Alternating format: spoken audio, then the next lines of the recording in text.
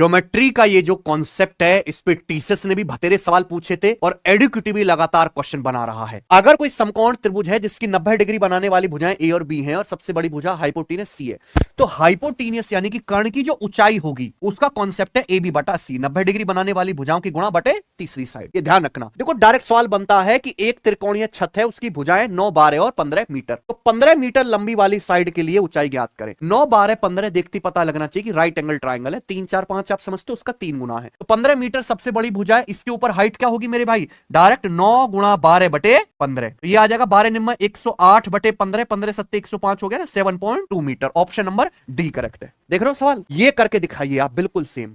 ये मुस्कुराता हुआ आपको दिख रहा है रेगुलर ऑक्टागन, सम अष्टभुज, 8 भुजाएं हैं। अगर प्रत्येक भुजा की वैल्यू ए है तो रेगुलर ऑक्टागन के एरिया का फॉर्मूला है twice of √2 + 1 a square. Latest Delhi police head constable में सवाल आया है कि रेगुलर ऑक्टागन की प्रत्येक भुजा 10 है, उसका एरिया बताओ। तो केवल आप यहां पे वैल्यू रख दोगे भाई। √2 की अप्रोक्स वैल्यू कितनी होती है? 1.414। अब 1.414 में एक जोड़ेंगे तो क्या आएगा? 2.414। और भुजा कितनी है? 10, 10 का वर्ग 100। तो बताओ कैलकुलेशन करेंगे तो क्या आ जाएगा अप्रोक्स?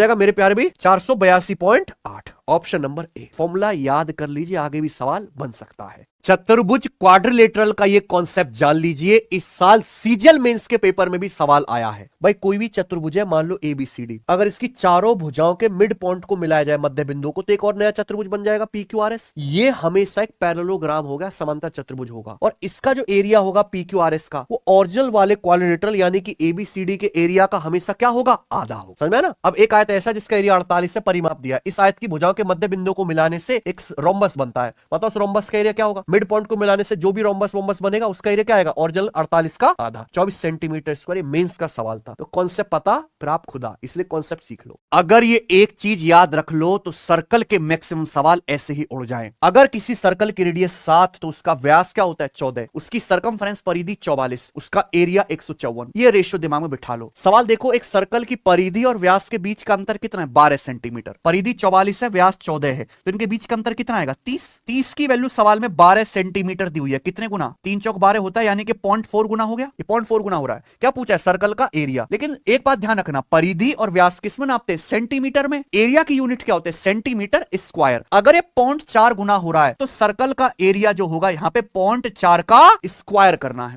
तभी एरिया सेंटीमीटर स्क्वायर में आएगा। तो 154 गुणा 4 का वर्ग क्या होता है? 16.16, तो 2464, 24.64 हो जाएगा सेंटीमीटर स्क्वायर। क्लियर है बच्चों? कौन सा ऑप्शन है? B option. ये गजब टेक्निक है सवालों को उड़ाने की, ये बताइए करके सेम।